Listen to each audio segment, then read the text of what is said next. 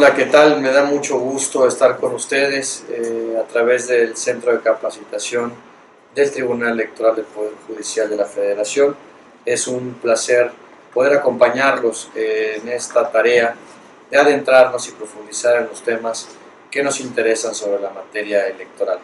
En esta ocasión tengo el privilegio de platicarles y dialogar sobre el procedimiento especial sancionador. Como primer punto quisiera yo empezar diciendo que en materia electoral la justicia se divide en sede administrativa y sede jurisdiccional. En sede administrativa se llevan a cabo dos tipos de procedimientos administrativos. Por una parte, el procedimiento administrativo sancionador ordinario y por otra parte, el procedimiento administrativo sancionador especial. De este último, como les dije, es del que nos ocuparemos en esta plática. Bien, por principio de cuentas, solamente a manera de introducción, remontarnos a que el procedimiento especial sancionador nace con motivo de una sentencia del propio Tribunal Electoral del Poder Judicial de la Federación que determinó necesaria la adopción y regulación de un procedimiento sumario breve para atender violaciones durante el proceso electoral y consecuentemente que se erradicaran vicios que pudieran afectar su validez o legitimación. De tal suerte, insisto, fue mediante una sentencia del tribunal que se crea en el entonces IFE este procedimiento sumario. Posteriormente, el legislador recoge este procedimiento y lo incluye en la ley para que esté debidamente normado o regulado en términos muy similares a los que hoy se conocen, con algunas salvedades que en un momento más vamos a analizar. Dicho lo anterior, déjenme insistir en que el procedimiento especial sancionador tiene como finalidad principal corregir o revisar todas aquellas irregularidades o vicios que puedan afectar el proceso electoral, de forma tal que a la conclusión del proceso electoral este se encuentre limpio. Es decir, se trata de depurar todas aquellas irregularidades o conductas antijurídicas que pudieran violar la normativa electoral y afectar, insisto, la validez del proceso electoral. Por eso, el procedimiento especial sancionador se erige como un medio de control fundamental para la validez del proceso democrático. Esta misma razón lleva al primer punto, que es delimitar la competencia del procedimiento especial sancionador. Por regla general, el procedimiento especial sancionador procede para analizar y, en su caso, sancionar todas aquellas conductas antijurídicas íntimamente vinculadas o que pudieran afectar el proceso electoral. En otras palabras, la legislación establece ciertas conductas expresamente previstas para la procedencia del procedimiento especial sancionador. Propaganda indebida, actos anticipados, promoción personalizada, calumnia, pero todo circunscrito, insisto, al procedimiento o al proceso electoral. De ahí que, aun a pesar de que en la legislación no se encuentren previstas ciertas causas, hechos o conductas, si éstas ocurren o tienen incidencia durante el proceso electoral, entonces encuadran o deben conocerse a través del procedimiento especial sancionador. Así lo ha determinado en reiteradas ocasiones la Sala Superior del Tribunal Electoral del Poder Judicial de la Federación. Así es como actúa la Unidad Técnica de lo Contencioso Electoral y así ha resuelto en muchas ocasiones la Sala Regional del mismo tribunal. Esto es por cuanto hace a la competencia. Sobre este mismo tópico, es decir, la competencia, ha de decirse que la competencia se bifurca o divide en dos grandes apartados. El primero tiene que ver con el Instituto Nacional Electoral, en cuyo caso conoce, por regla general, de todas las irregularidades que afecten al proceso electoral federal o cuando haya concurrencia o imposibilidad de dividir la continencia de la causa. Mientras que las autoridades electorales de cada estado conocen en el ámbito de su competencia de los procedimientos especiales sancionadores que afecten o puedan incidir en el proceso electoral de su demarcación. Es decir, hay dos grandes ámbitos de competencia, el del Instituto Nacional Electoral y el de los famosos o llamados OPLES, Organismos Públicos Locales Electorales. Dicho lo anterior, entonces pasamos o nos concentramos en lo que sucede al interior del Instituto Nacional Electoral. Dentro del Instituto Nacional Electoral, cuando se recibe una denuncia o una queja, el procedimiento o los pasos fundamentales que se siguen son los siguientes. En primer término, se revisa si esa queja es de la competencia del INE o del OPLE. Si es del OPLE, se remite de inmediato. Si es del INE, hay otra subdivisión de competencias que tiene que ver con organismos centrales u organismos distritales o locales del propio INE. Esto es, cuando una queja es de la competencia del Instituto Nacional Electoral, puede ser que se tramite y sustancie a nivel central por parte de la Unidad Técnica de lo Contencioso Electoral, o puede ser que esta misma denuncia tenga que ser remitida a alguna junta distrital o local del propio INE para su conocimiento y sustanciación. Esta división de competencias obedece básicamente a una regla general. Cuando se trate de propaganda fija, bardas espectaculares que no rebasen la demarcación territorial de cierta junta distrital o local, entonces serán esos órganos locales del instituto quienes conozcan y sustancien el procedimiento especial sancionador.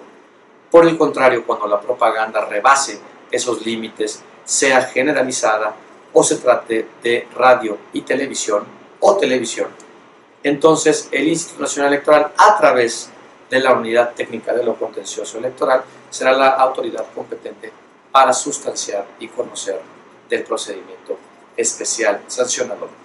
Todo esto cabe decir en la fase de instrucción, porque la última reforma en materia político-electoral 2014 introdujo un nuevo sistema, un nuevo andamiaje en materia político-electoral e introduce una novedad jurídica en el sentido de que el Instituto Nacional Electoral, o en su caso los OPLES, sustancian, investigan, tramitan los procedimientos especiales sancionadores, pero es el Tribunal Electoral, en este caso del Poder Judicial de la Federación, a través de su sala regional especializada, quien resuelve el procedimiento.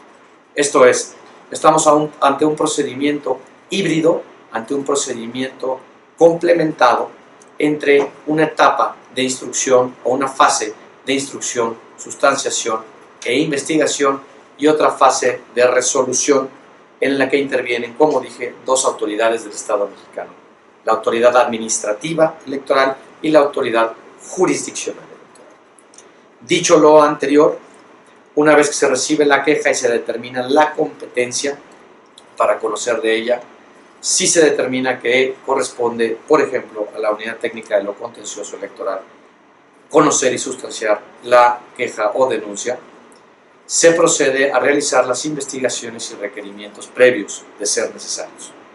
Si la queja no cumple con los requisitos legalmente previstos, procede su desechamiento sin prevención alguna en términos de la ley. Por el contrario, si la queja contiene los requisitos procesales necesarios, procede su admisión. Una vez que procede la admisión, en caso de que se solicite el dictado de medidas cautelares o la propia autoridad advierta la necesidad de su emisión, la propia Unidad Técnica de lo Contencioso Electoral somete a consideración de la Comisión de Quejas y Denuncias del INE un proyecto sobre el dictado de medidas cautelares. Esta comisión determina si son procedentes o no procedentes conforme al proyecto que previamente le fue sometido a consideración. En este punto me detengo también para hacer una pequeña precisión que debe ser materia de reflexión y análisis. La determinación que se dicte sobre el dictado de medidas cautelares por parte de la Comisión de Quejas y Denuncias del Instituto Nacional Electoral, la impugnación y en su caso revisión y sentencia sobre ese acto de la comisión de quejas corresponde o recae en la sala superior del Tribunal Electoral, mientras que el fondo del asunto, como ya les había comentado, corresponde a la sala regional especializada del mismo tribunal. Es decir, la legislación establece distintas vías o distintas carreteras para el conocimiento del procedimiento especial sancionador. Habría que replantearse y reformular, me parece, esta situación en beneficio de la claridad, de la concentración de actuaciones, de la certeza del justiciable y de las propias autoridades. Puede ser que la comisión de quejas emita una resolución de cautelares con ciertos criterios y cierta argumentación o un sentido determinado. Puede ser que ese mismo asunto sea visto y considerado por la sala superior al conocer de las cautelares de una manera distinta. Y puede ser que la sala regional, al resolver el fondo, lo resuelva o lo conozca de una manera distinta. Y aún más, la sentencia de la sala regional especializada puede ser revisada y corregida por la sala superior. Es decir, estamos ante un andamiaje jurídico complejo en el que el legislador estableció esta, déjenme decirlo así, esta telaraña jurídica que, insisto, habría que replantear o reformular. Pero cerrado este paréntesis, déjenme continuar con el procedimiento especial sancionador. Y solo para recapitular y tener claridad. Llega la queja o la denuncia, se revisa la procedencia, si no cumple con los requisitos se desecha, si cumple con los requisitos se admite. Si se admite y la queja contiene medidas cautelares o se advierte la necesidad de su dictado, la Unidad Técnica de lo Contencioso Electoral somete a consideración de la Comisión de Quejas y Denuncias el proyecto correspondiente, quien puede otorgarlas o negarlas. Una vez que se dictan las medidas cautelares, la Unidad Técnica de lo Contencioso Electoral continúa con la investigación en caso de ser necesario, para lo cual lleva a cabo las diligencias indagatorias y requerimientos que estime pertinentes a fin de integrar correctamente el expediente y tener los elementos suficientes que permitan a la postre a la autoridad jurisdiccional resolver. Una vez concluida esta fase de investigación preliminar, que muchas veces, la gran mayoría, no es sencilla, una vez que se concluye con esta fase, se emplaza a las partes, se les vincula formalmente al procedimiento a través del llamamiento al procedimiento especial sancionador, para lo cual se les hace del conocimiento la conducta que se les imputa, la infracción presuntamente cometida, la normativa electoral aplicable, así como las pruebas y constancias que dan soporte al procedimiento. Es decir, se emplaza a las partes y, como se dice jurídicamente, se les corre traslado o se les remite la documentación del expediente para que estén en oportunidad de defenderse adecuadamente y puedan alegar lo que a su derecho convenga. El emplazamiento tiene una finalidad fundamental, que es la que recién mencioné, que es que se defiendan correctamente. La forma de defenderse es a través de una audiencia de pruebas y alegatos prevista legalmente. Es decir, a través del emplazamiento, las partes comparecen, se les llama para que comparezcan a una audiencia de pruebas y alegatos. Es una audiencia que, por regla general, establece la ley, debe ser llevada a cabo de manera ininterrumpida por parte de la Unidad Técnica de lo Contencioso. Como dato fundamental, no debe perderse de vista que entre la citación o emplazamiento y la fecha en que se lleva a cabo la audiencia debe mediar por lo menos 48 horas. Esto tiene como finalidad, desde luego, que las partes puedan preparar de manera correcta y adecuada su defensa jurídica y no verse víctimas de los tiempos o de situaciones que no les permitan armar correctamente su defensa. De ahí que, permítanme retomarlo, se emplaza, se cita la audiencia por lo menos con 48 horas de anticipación. Llegado el momento de la audiencia, que se lleva a cabo de manera ininterrumpida, decía yo, se le concede a las partes el uso de la palabra por 30 minutos. Primero a la parte denunciante para que resuma o reitere los hechos que sustentan su demanda o su queja. Es decir, para que haga una relatoría o una reformulación o una insistencia de los hechos fundantes de su queja, así como de las pruebas y elementos que soportan su dicho. De igual manera, a la parte denunciada se le otorga 30 minutos para que alegue lo que a su derecho convenga, presente sus defensas, sus excepciones y contrarreste los argumentos que le han sido imputados por parte de la parte denunciante. Pasado estos 30 minutos de una parte y 30 minutos de la otra parte, la unidad técnica de lo contencioso procede en su caso a la admisión y desahogo de las pruebas que hayan presentado las partes involucradas. Es decir, en esa fase del procedimiento, en esta parte de la audiencia, admite o no las pruebas y medios de convicción que presentan las partes y las desahoga en ese momento, en el entendido de que, conforme a la ley, únicamente son admisibles la prueba documental y la prueba técnica. Una vez que se han admitido en su caso y desahogado las pruebas, se entra a una fase final de alegatos, en la que se otorgan 15 minutos a cada parte para que aleguen o manifiesten lo que a su derecho corresponde.